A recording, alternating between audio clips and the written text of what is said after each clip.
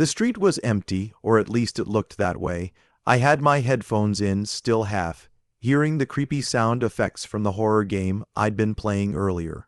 You know when you're so deep into a game that the real world feels like an extension of it. Yeah, that's exactly where my mind was. Every flicker of a streetlight, every rustle of leaves, it felt staged, like the game was bleeding into reality. At first, I laughed it off. I even said out loud, "Relax, it's just your brain messing with you." But the second I heard footsteps echoing behind me, my stomach dropped. They weren't in rhythm with mine, too heavy, too deliberate, and that's when I stopped. The silence that followed was worse than the sound itself. My breath clouded in the air, but behind me, nothing, no movement, no figure, just an empty stretch of road lit by a dying lamp post. I told myself, okay, maybe it's just in your head. But then I glanced at the row of houses nearby, and one of the windows had someone, or something, standing there, pale face, wide grin, completely still. I froze. My first instinct was to pull out my phone, maybe call someone, maybe pretend to text just so I felt less alone. But my hands were shaking so badly I nearly dropped it, and when I looked back up, the figure in the window was gone. I wanted to sprint, just bolt down the road until I was back in the comfort of my house, but my legs wouldn't move. You ever get that paralyzed feeling where your body refuses to listen to your brain? That was me. My pulse was hammering so loudly in my ears, I thought maybe I was imagining everything.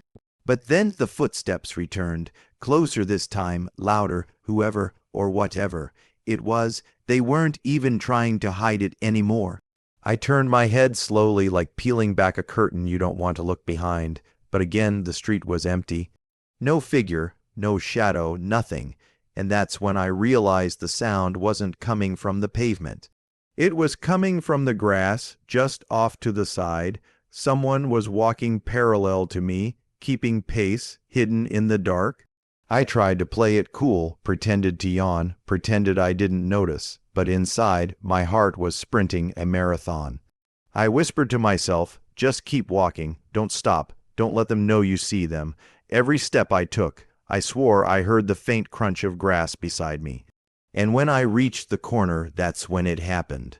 The streetlight above me popped, shattering into darkness. I jumped, actually gasped out loud, and that's when I heard it, breathing, right next to me, slow, deep, and way too close for comfort. I didn't think, I ran. My bag bounced against my back. My phone nearly flew out of my hand, but I sprinted as if my life depended on it. And honestly, it felt like it did. I didn't even know where I was running to. My brain just said move. The whole time, I could hear those footsteps pounding after me, always just a few beats behind. Every time I risked a glance over my shoulder, I saw nothing. But I could feel it. The worst part, I knew the shortcut home was through the alley, a narrow, dimly lit alleyway that I swore I'd never use at night. But in that moment, it felt like my only chance. I darted in, my shoes slapping against the cracked pavement, the walls towering on either side of me. And for a second, just a second, I thought I lost them. The footsteps faded, the air felt still. I stopped, bent over, gasping for air, convincing myself maybe I was just paranoid. But then a voice, a whisper, right behind me, two words that made my blood run cold. Keep walking. My entire body locked up. I didn't turn around. I didn't even breathe for a few seconds. That whisper wasn't in my head. It was real, right behind me, so close I could almost feel the warmth of it brush against my ear. My legs moved on their own, slow, shaky steps forward. The alley felt endless, like the walls were closing in tighter with every stride. I kept repeating in my head, don't run, don't run, don't let it know you're scared. But inside, I was unraveling. I tried to glance at the ground, maybe catch a shadow. That's when I saw it. A second set of footsteps imprinted into the thin layer of dirt and dust along the pavement, appearing in perfect rhythm with mine. But there was nobody there, nothing casting them, just prints forming in real time beside me. I could barely hold back a scream. The whisper came again, this time with a chuckle. Almost home. I wanted to shout, wanted to demand, "Who are you?" But my throat was too tight to make a sound. Instead, I picked up my pace, speed walking like my life depended on it. Every instinct screamed at me to get out of that alley. I saw the dim glow of the streetlight at the end, and I thought, if I can just reach it, I'll be safe. That little circle of light felt like salvation. Halfway there, though, I heard something that stopped me cold. A dragging sound, like something heavy being pulled across the ground. It echoed through the alley, bouncing off the brick walls until I couldn't tell if it was in front of me or behind me. My mind flashed back to the game I'd been playing earlier, the one where if you hear dragging, you're already too late. My chest tightened, and for a split second I almost turned back, but no, forward. I had to move forward. As I edged closer to the light, my phone buzzed in my hand. Relief washed over me. Someone was calling, maybe a friend. Maybe this was my way out. I swiped the screen without looking and put it to my ear. Static, not a voice, just loud, distorted static that pierced into my skull. And underneath it, breathing, slow, steady, not mine. I yanked the phone away, my heart hammering, and that's when I saw the screen wasn't even lit up. My phone was off, dead. I panicked. I bolted the last few steps, bursting into the glow of the streetlight like I'd just broken the surface of water after nearly drowning. I spun around, searching, expecting, needing to see what was chasing me. The alley stretched behind me, dark and empty. No shadows, no figures, just silence. For a moment, I let myself believe it was over, that maybe I'd finally outrun whatever was happening. I stood there, hands on my knees, sucking in sharp breaths, trying to convince myself it was just leftover paranoia from gaming too late. But then I noticed something. The street I was on wasn't my street. The houses looked wrong, the trees taller, unfamiliar. It was like I had stepped into a different neighborhood entirely. My shortcut didn't lead me home. It led me somewhere else. And the worst part, at the end of this strange street, standing perfectly still under another flickering lamppost, was a figure. The same pale face, the same frozen grin I'd seen in that window before, and this time it was staring directly at me. I couldn't move. The figure was too far away for me to see clearly. But I didn't need details. Every instinct in my body screamed that it was wrong. Too still, too patient. It didn't shift, didn't sway, didn't even blink. Just stood there with that stretched grin plastered across its face, waiting.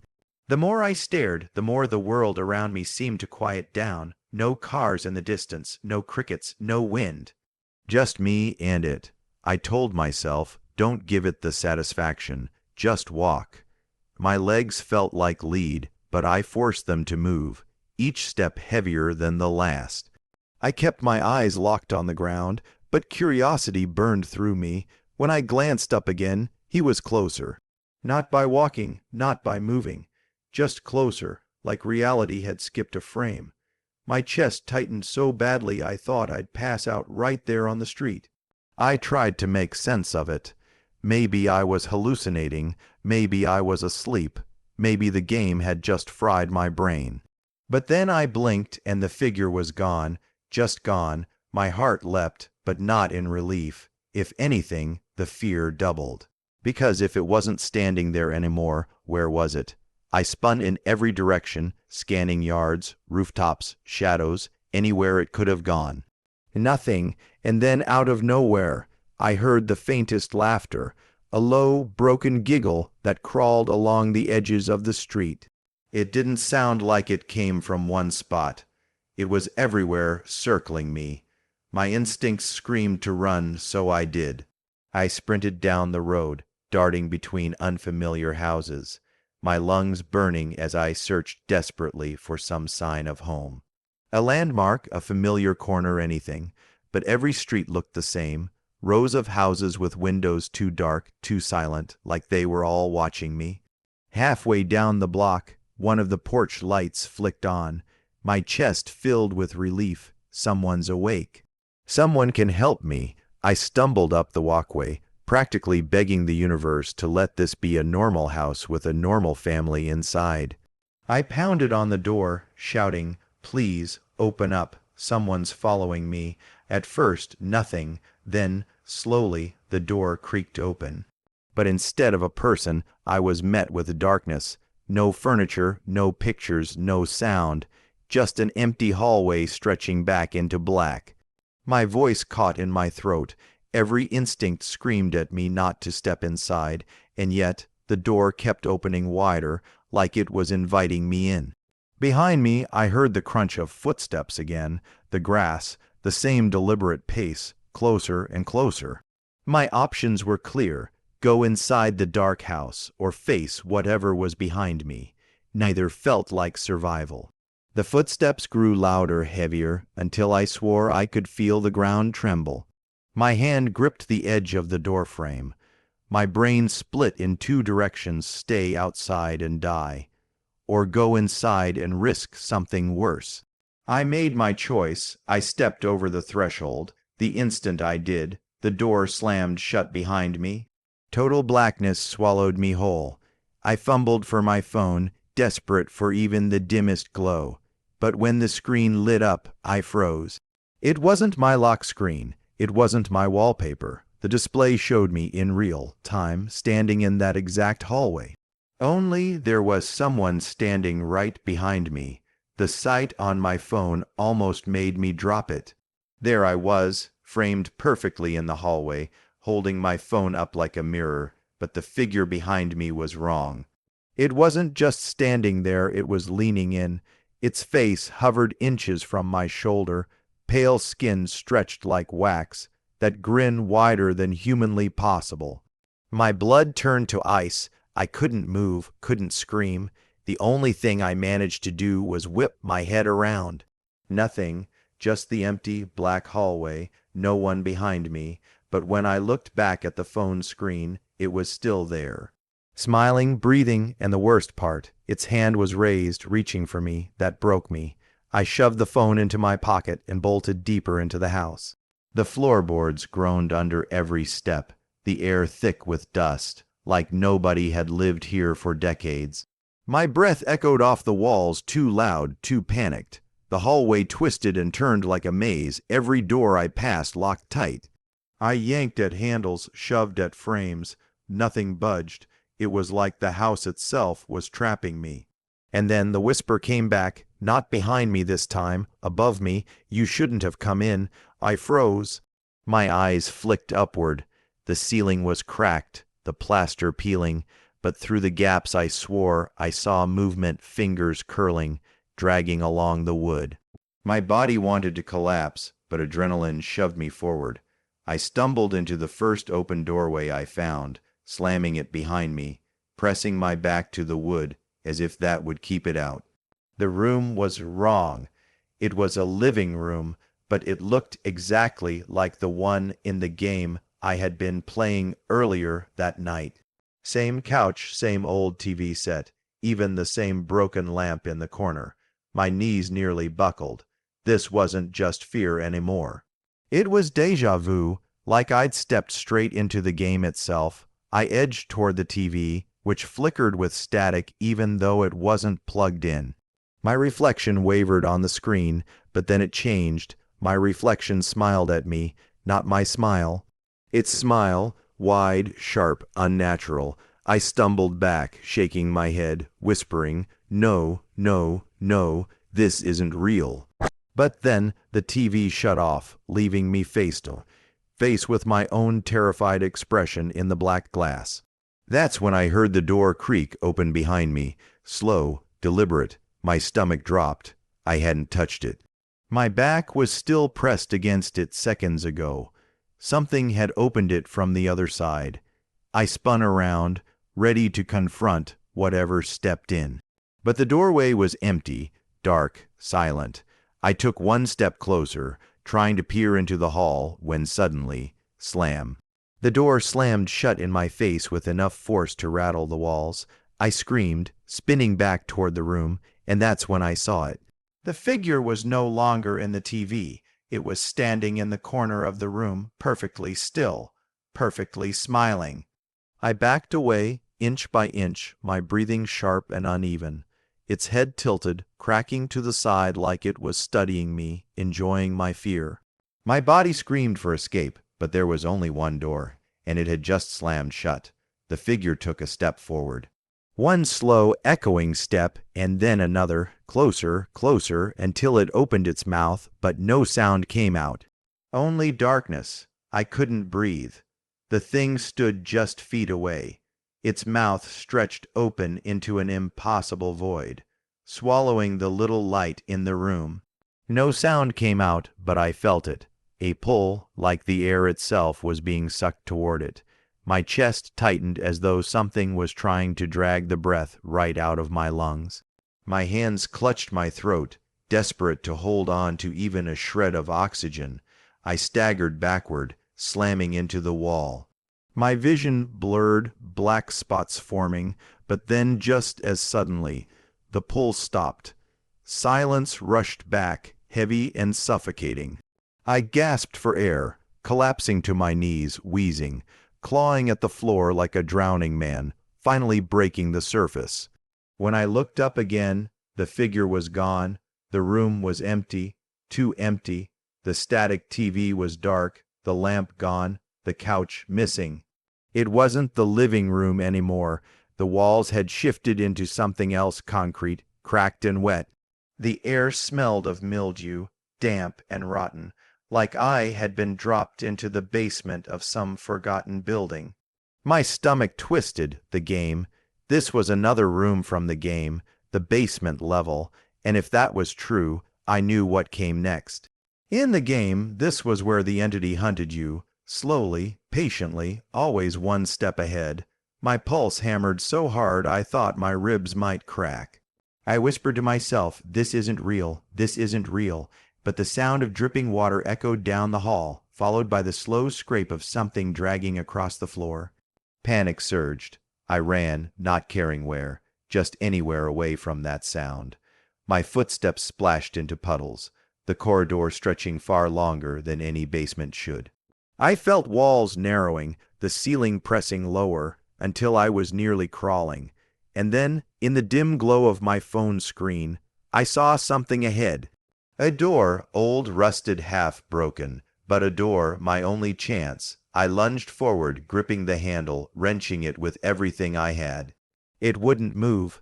My breath came in shallow bursts as I pounded my fist against the wood. Behind me, the dragging grew louder. Closer, the sound of metal scraping against concrete. I spun around, phone trembling in my hand, the light barely cutting through the darkness. For a second there was nothing, just endless shadows, and then eyes, dozens of them, blinking open all at once, scattered along the walls, the floor, even the ceiling. Wide, unblinking eyes staring directly at me. My legs nearly gave out. I fumbled at the door again, whispering, "Please, please, open." The dragging stopped. Silence, and then, from the sea of eyes, a voice echoed, low, guttural, but clear, "You can't leave."